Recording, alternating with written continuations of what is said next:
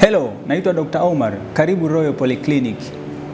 Leo tutajifunza kuhusiana na afya ya kinywa na meno. Sasa afya ya kinywa na meno ni muhimu sana katika maisha ya mwanadamu. Tunasema kwamba kitaalamu usalama wa kinywa ni usalama wa mwili wa mwanadamu. Sasa leo tunasema kwamba kinywa kimeundwa na sehemu mbalimbali, na sehemu ya mwanzo kabisa au tunasema sehemu ambazo zinaundwa kinywa, sehemu ya kwanza tunasema ni sehemu ya jino jenyewe. Kuna sehemu ya mafizi, kuna sehemu ya mfupa, kuna sehemu ya koo na sehemu ya ulimi. Sasa leo tutajifunza kuhusiana na jino lenyewe kama sehemu ya kinywa. Sasa kitaalamu tunasema kwamba miongoni mwa sehemu ngumu sana za mwili wa mwanadamu, jino linaongoza. Sasa jino lenyewe limeundwa na sehemu kuu tatu. Kuna sehemu ya juu ya jino ambayo tunasema kitaalamu ni enamel, kuna sehemu ya katikati ya jino ambayo kitaalamu tunasema ni dentin, lakini pia kuna sehemu ya mizizi ambayo kitaalamu tunaita pulp. Sasa ungana na mimi leo tuweze kujifunza zaidi kuhusiana na hili jino na vitu gani ambavyo vinaweza kuliathiri jino na kuweza kusababishia madhara ya kiafya. Kama tulivyosema kwamba mwanzoni tulisema tutajifunza sehemu tatu. Tunaanza na sehemu ya juu au tunaita sehemu ya enamel. Sehemu ya enamel inapokuwa imeshambuliwa na bakteria, mara nyingi sana huaga haileti dalili za maumivu yoyote. Lakini mara nyingi unaweza ukajikuta una cavity au tunasema una mashimo katika jino na unatembea nao pasina kuhisi dalili zozote. Kwa mara nyingi matibabu ya jino likiwa limetobolewa mpaka kwenye sehemu ya enamel, matibabu yake ni kuziba. Lakini pia katika sehemu ya dentin ambayo tunaita ni sehemu ya kati ya jino, mara nyingi inapokuwa imeathirika, tunasema kwamba huaga inaleta dalili za vipindi. Na kiukweli au kitaalamu tunasema kwamba dentin ni sehemu kubwa sana ya jino, na hii huaga inaweza ikaathirika katika sehemu ya juu, tunaweza tukaita ni mid dentin, au sehemu ya chini kabisa ukikaribia na sehemu ya ndani ya jino ambayo hii tunaita ni deep dentin. Lakini pia hii tunasema dalili zake huaga zinakuwa ni tofauti kabisa. Huaga jino likishambuliwa sehemu ya dentin ya juu linaleta dalili za vipindi. Jino likishambuliwa sehemu ya dentin ya ndani kabisa linaleta dalili za vipindi. Mfano, huenda ukawa jino lako lilikuwa limeshambuliwa sehemu ya dentin, ukawa ukila vyakula unapata maumivu, jino lako likipigwa na baridi unapata maumivu. Lakini pia hata saa nyingine kukiwa kuna upepo mkali, huenda ukawa unapata maumivu. Kwa hiyo matibabu yake au tunasema kwamba matibabu ya jino ambalo limeshambuliwa kwenye sehemu ya dentini ni kutengeneza dentini upya. Kitaalamu tunasema tuna generate dentini upya. Baada ya hapo mara nyingi ndio tunafanya normal filling. Tukiingia katika sehemu ya pulp au hata sehemu ya mizizi ya jino, mara nyingi jino likiwa limeshambuliwa mpaka sehemu ya mizizi linaleta maumivu ambayo hayakatiki. Yaani ni maumivu ambayo hayaponi hata kwa antidote au anti-pain.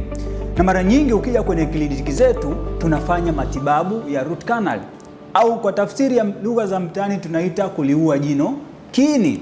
Ni mambo gani ambayo yanaweza kupelekea meno kuoza? Kitaalamu tunasema kwamba sio jambo moja tu ambalo linaweza kupelekea jino likaweza kuoza. Kuna vitu vingi. Kitaalamu tunaita ni multifactorials au tunaita ni reason ambazo zinakuwa zinabebana. Mfano, mtu anaweza kuoza jino lake kwa sababu tu ya magonjwa ya kurithi. Pili, mtu anaweza akaoza jino lake tu kwa sababu ya tunaita kitaalamu geographical location. Mfano, maeneo yale ambayo tunaita yana fluoride content kubwa, watu wake huaga wanaathirika sana na dental caries au kuoza kwa meno. Lakini pia vice versa ni kweli. Manake ni kwamba yale maeneo ambayo tunaita zile geographical location ambayo tunaita fluoride content iko chini sana, watu wake huaga meno yao yanashambuliwa na bakteria kwa kiasi kikubwa. Lakini pia tunasema kwamba katika age au katika umri pia unatofautiana katika ushambuliaji au kuathirika kwa meno. Mfano, watoto wadogo mara nyingi huaga meno yao yanashambuliwa sana na bakteria, na hii ni maumbile au tunaita ni asili ya meno yao, huaga tunaita kitaalamu inakuwa ni weak sana. Kwa hiyo inakuwa ni rahisi sana kwa meno yao kuweza kushambuliwa na bakteria. Sasa katika hizi sababu ambazo tumezizungumzia hapa, tunasema kwamba vitu ambavyo tunasema kwamba vinaozesha meno, ikiwa hiyo sababu ambayo tumesema kuna fluoride content, kuna magonjwa ya kurithi, lakini pia tunaisema kwamba kuna vyakula ambao kwa kiasi kikubwa vinachangia meno kuoza.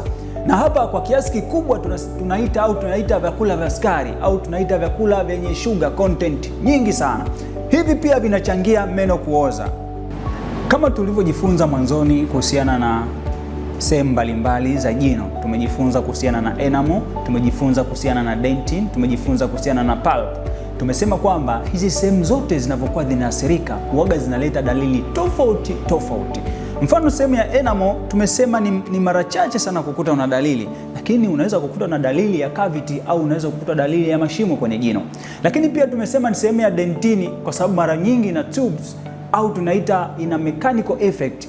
Tunasema kwamba hii huaga inaleta maumivu ambao ni ya vipindi. Tumesema vyakula ukila utapata maumivu, ukinywa maji utapata maumivu, lakini pia ikiwa kuna baridi au upepo mkali unaweza ukapata maumivu, jino likiwa limetobolewa mpaka kwenye dentini. Kwenye pulp tumesema kwamba jino likiwa limeshambuliwa na bakteria mpaka kwenye pulp linaleta maumivu ambayo hayakatiki, lakini pia huwezi kuyaondoa hata kwa kutumia antidote au tunaita anti-pain.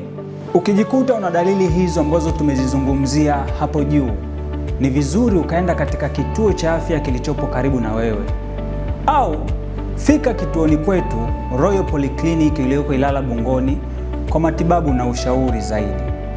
Usisahau kusubscribe, kulike na kucomment katika chaneli yetu ya Royal Polyclinic na kubonyeza alama ya kengele ili kupata notification ya vipindi vijavyo.